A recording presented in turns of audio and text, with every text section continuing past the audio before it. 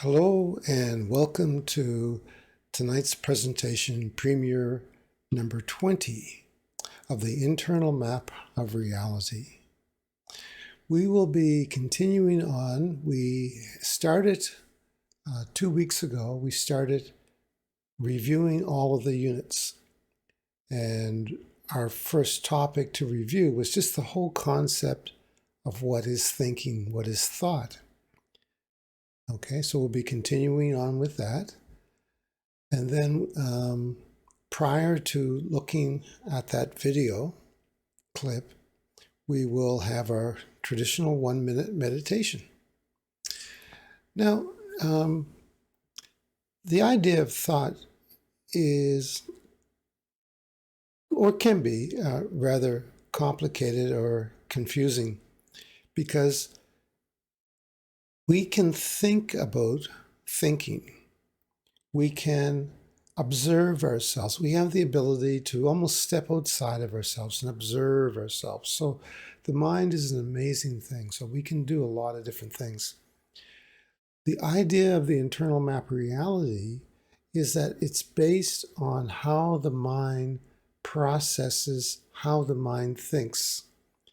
And one way of looking at it is to break it up into frames, and that we see things and we remember things and we think about things in terms of pictures or frames.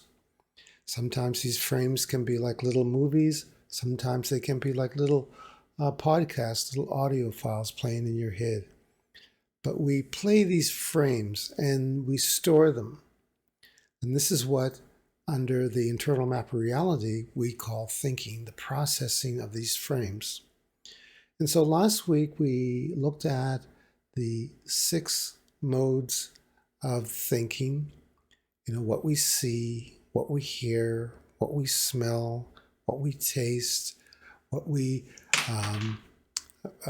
kinesthetically feel. All these things go together as perceptions. And the 6th one, of course, is our language, is speech. So these 6 modes get organized. And so that's what we talked about last week. So in this upcoming clip, we will talk about how these 6 modes of thinking are actually divided up into how you process them when you're thinking of something in the past, how you process these 6 modes when you're thinking of something in the present, and of course, the 6 modes how we think about them in the future. And this is very important because you can tell what you are processing by the nature or the quality of the mode. Where if you're talking with someone, you can tell whether they're processing past information, present, or future based on how they're presenting the mode to you. Okay? And why is this important? Well, if we are talking about change and growth and power, there's only one state that we have control over. And that, of course, is the present. The past has happened. We can't change that. We can only recall it. The future has not happened. We can only project into what we want. But it's right now, this present. So being aware of whether you're processing your modes of thinking in the present or in the past or in the future is very important, because where do we want to be? We want to be processing our modes in the present. Always processing, because that's where you can create change. That's where the time is happening right now in the present. I know I have a very dear friend, and he's totally locked up in the past, and every time we meet, he draws information from the past. He's talking about the past. He's living in the past. You may have a friend like that, or you may have a friend who lives in the future all the time, is always talking about what could happen, or what will happen, or what if we do this next time, right? Rather than people, and hopefully this is you starting to feel this way, that people who want to live in the present, who are talking about, well, what can we do right now? what's the very next thing that we can change to get closer to our goals? Okay, so that's what we'll be talking about, is how we process these modes in the past, present, and future. But before we do that, let's take a little break and do our 1-minute meditation. And remember, when you're doing this 1-minute meditation, you're practicing for doing longer meditations. And you will find that if you just do this 1-minute meditation on your own, that you'll naturally want to set longer and longer and longer. Now, if you watch the Introduction to Meditation units, I talk about what happens when you meditate longer than 1 minute. There's a process you go through. Okay, so that might be due for a review actually in the future. But if you want more information on that, go through the Introduction to Meditation units. Okay, so we're going to do that 1-minute meditation. Get comfortable. And if you just want to sit quietly, that's fine too. But if you're going to practice the detachment, you sit there with your eyes open or closed. And when you get distracted from that, from what you're doing, from what you're focusing on, and when I say focus, I mean what you are attending to, and your consciousness shifts, you politely acknowledge the fact or recognize the fact that you've had a shift. You've moved away from your original state, your original focal point, and now you're thinking about processing something new. You recognize that, and you gently and politely disconnect from that. You can always go back to it later at a future time, but you come back to, if you're looking at that fuzzy dot with your eyes closed, or if you're looking at something on your wall in front of you, or a flower, whatever it is you were attending to. I just want to mention here that focusing is very important. If you don't focus, if you don't take control of your focus, then the world around you will, you'll be like a twig in a stream just being blown around. So, but it's the way that you bring yourself back into consciousness, into awareness, and you do that very, very gently. Okay, so you come back from your stream of consciousness, and that is what the meditation is, realizing that you've lost focus, and then you bring it back. Okay, so relax and enjoy the 1-minute meditation, followed by the discussion of the past, present, and future modes.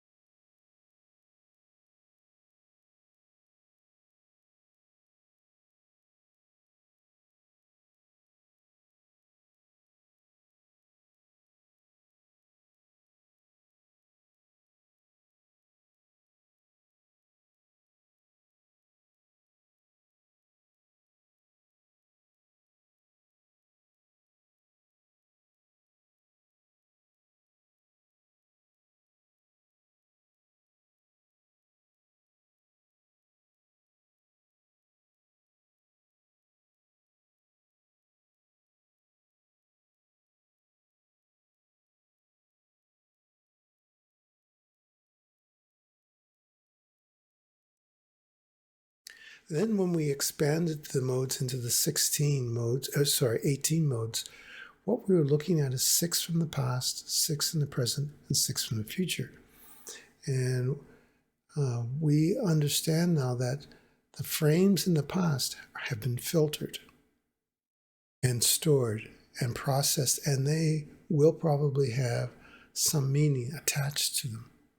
So when you recall a frame from the past, an experience from the past, it's a filtered and probably has an associated meaning with it. The present, when you are building a frame in the present, what is quite common is that you are experiencing something, and then you will compare that current frame with something in the past. So you will look at what you're experiencing now, make a frame, and then go into your past timeline and look for something that's similar to it. Okay? And the future are your constructed frames. And this is perhaps the most powerful one, because when we are planning our future, what will we do? We will think about something we want to do, i.e. construct a frame. And if we go and we compare it to something in the past that is powerful, then we're probably going to have a frame of the future projecting a powerful thing. So what you will, and you get going with this, you'll be able to hear people talking about a future event, and you can watch them construct a frame, and you can determine whether that frame is neutral, whether it's resourceful or not resourceful. And you can look at their body language, and that can give you some idea of whether they're building a frame, experiencing a frame, or recalling a frame. And I had mentioned before that eye movements give you an idea of what's going on. If I can do a little, maybe I'll do a little side presentation, side review with some more information about eye movements. So one of the things that you will notice is that when people are communicating, they have determined that the actual words that you're saying to people is a very small part of the communication, that your body language and your expression is perhaps 60 to 70% of what you're saying to someone. So words are not the main thing it's the same thing when people think of thinking, they will quite often think of words that they've just heard, but that's only a small part of it. So your thinking is all of this, all of the 6 modes expanded into 18. So when we'll do this little exercise to recall a frame, so I'll get you to recall something like maybe your first birthday, or maybe your first date, or maybe something that you're planning to do in the future. Now, notice that I picked these deliberately, so there's something from the past, something from the present, and something from the future. You can do the same. So in your exercise, think of something from your distant past, think of something from your recent person, like the first time you met someone recently. And also you could, identify something you want to do in the future. So you're going to be looking at those and recalling the frames and analyzing them in terms of the 6 modes. Then once you've done that and you've recalled the frame, what you will then do is to see if that frame elicits a mental state change. Is there something about that frame that makes you feel different?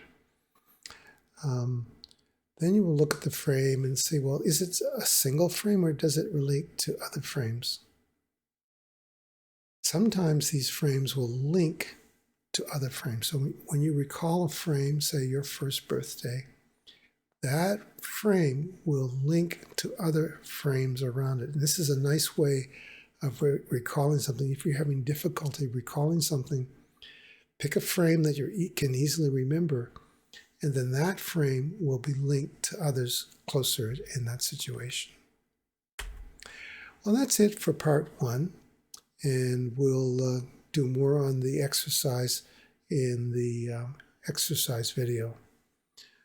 So we will be continuing on, and again, please make lots of notes. If you have any questions, please feel free to contact me.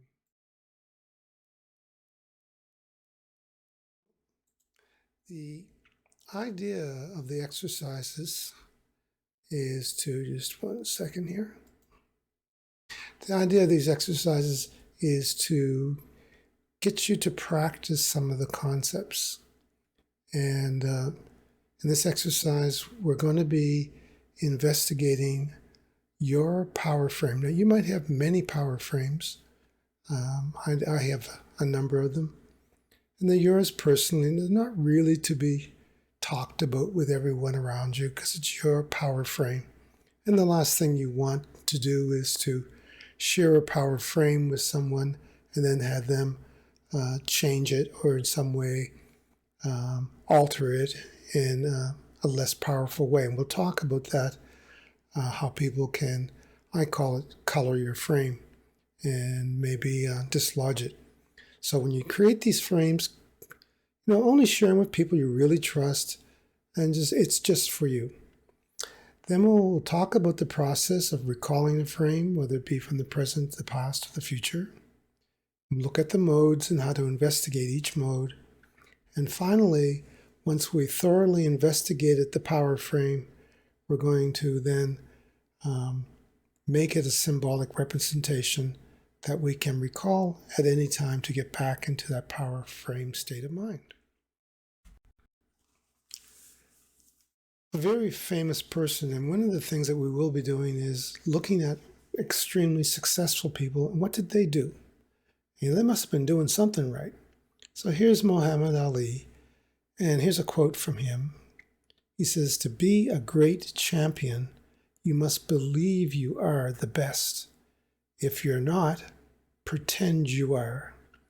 So this is really an example of recalling an image. He had an image of himself. It sounds like it was a projected future image, okay, that he would recall and seeing himself as being the greatest champion of the world. And guess what? He did make it. Okay, so we're going to be recalling your power frame. So what I'd like you to do is just very quietly go inside and let's start with your past and just scan your past timeline for any period in time where you felt the strongest, the safest, and with the most stability. Was there a point in your past where you felt very, very, very comfortable and powerful and basically no limitations? You really felt fantastic. And if you can find something from that past, snap onto it, hold on to it, and I'll come back to it. If you can't readily find something in the past that really, really invigorates you and makes you feel powerful, maybe it's something you're doing right now. Maybe it's something you just did or you are doing in the present that is making you feel fantastic. Maybe taking this course is making you feel powerful, very powerful first step in gaining more personal power. Or if you don't have anything in the past or the present, you can create one. Be like Muhammad Ali and create a frame. So right now, if you don't have one from the past and the present, visualize something or create something in your future. What would you want to be?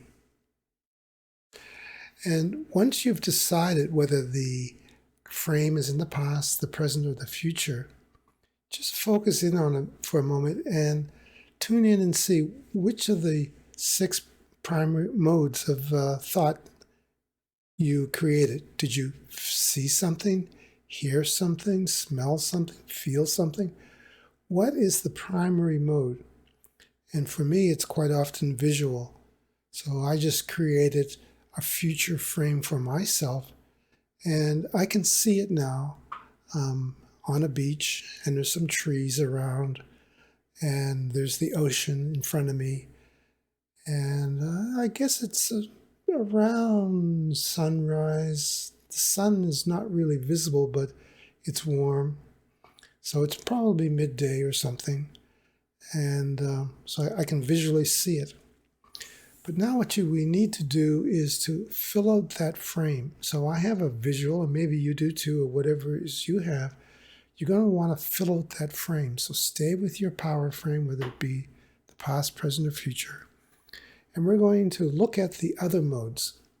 As an example, if there were sounds in my power frame, what would I be hearing? If I don't hear sounds immediately, so I'll go back to my power frame. I'm on the beach, and I can hear birds. I would probably hear birds in the trees, and maybe I might hear the ocean, the waves crushing in on the beach. So I can construct sounds that weren't initially there. And the same thing with your past. You may all of a sudden say, oh, that's right. When I was in that location, I may have heard things like this. So I'm going to share with you a little checklist. So I already have my visual down. I'm on the beach and I got a pretty good visual of that. And I can add more to it. And I would, if I was sitting down, I'd fill out as much detail of what I can see in that frame as possible. Which side of the beach the ocean is on, what side is the trees on, how much sand is on the beach, and so on like that, where the clouds in the sky. And I've already said some sounds, so I can imagine the sound of birds in the trees and the sounds of the ocean. Oh, maybe there's a little bit of wind in the air that's rustling the trees. And I physically feel warm. I feel great. I can feel the sand in my feet. Oh, I'm barefoot.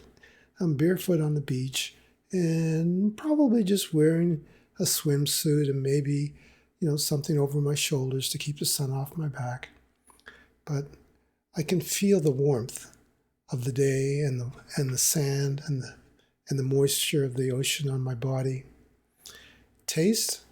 Oh, yes, I can taste the salt. It's an ocean salt. I can taste it in my mouth. I just have a feeling that I just had something to eat, something really, really, maybe a nice fresh mango or something I can taste. And as I mentioned, there's the smell of the ocean and the smell of the sand. And there's the smell of the trees that are near the ocean. And words, I can sort of hear someone saying something to me, someone I really care for, just saying really kind words like, oh, I love you, I really love you, and you're fantastic. I can hear the words saying I love you. So you go through that checklist, fill it out with as much detail as you can. So now that you've kind of embellished your frame, and it's the frame that makes you feel fantastic, makes you feel safe, makes you feel powerful. And you can go to this frame anytime you want to recall those power feelings. But we're going to take it one step further. We're going to create a symbolic representation of that frame. So in my case, I'm going to take my frame of the beach with the trees and the warmth and the sound of the birds. I'm going to take that frame and I'm going to associate it with something. I like crystals, so I have a crystal. I might associate it with that crystal and I put it in my hand, hold it in my hand. Or maybe it's a polished stone, or maybe it's something that you can easily carry with you or look at. You don't have to do this. You can just recall the frame. But I find sometimes having an external pointer really helps to create that symbolic representation. But if you don't have anything external like a stone or crystal, that's okay. All you have to do is just practice recalling that frame. But do it frequently so that you get really used to recalling that frame. So at this moment now, you have that frame, get it firmly in your vision, get the sounds and the textures and the physical feelings, get as much of those modes going as possible. And then just imagine that you're creating a quick access to it. Like you're going, bang, I can go to this frame anytime I want, be it with a polished stone or some external thing, or just by thinking of that frame. So maybe you can give that frame a name. So I'm going to give my frame the Power Beach. So every time I think of the Power Beach, I will recall this frame. So you need to practice this as much as possible. So let's just review here. So the first thing you do is identify a power frame. And it can be in the past, it can be something that you're experiencing right now in the present, or you can create a future frame that is your perfect scenario. As our friend Muhammad Ali did, he created a future image of himself being the most successful champion in the world. And he did make it. Then investigate the frame.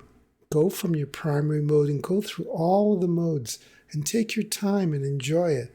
And maybe write it out if you have a journal. Maybe write out all the different aspects of the things you could see, you could hear, you could feel, you could smell, you could taste, and maybe there were words, people talking to you. And then get that, and then practice it frequently. The more you recall this frame, the more it will become grounded. Carry that stone with you, or that crystal, or that whatever it is that you have, or set it in some place where you can easily see it during the day in your house or apartment. And during your day, when you're not doing anything in particular, just recall the frame and remember, meditation practice. The more you practice, the more capable you will become at recalling this frame. How many times do you think Muhammad Ali said, "I am the greatest"? How many times did he repeat it? Constantly he repeated it. Whenever he was interviewed, he said, "I am the greatest." This is what you need to do. You need to do that too. So that's our first exercise. I will be sending you a short little email, probably with this PowerPoint in it, so that you can print it out. I'll send you a PDF of it. I'll also send you a link to this video so you can play the video if you want to do that again. So I enjoy this, and I hope you enjoy it too. And we'll continue discussing this in our session.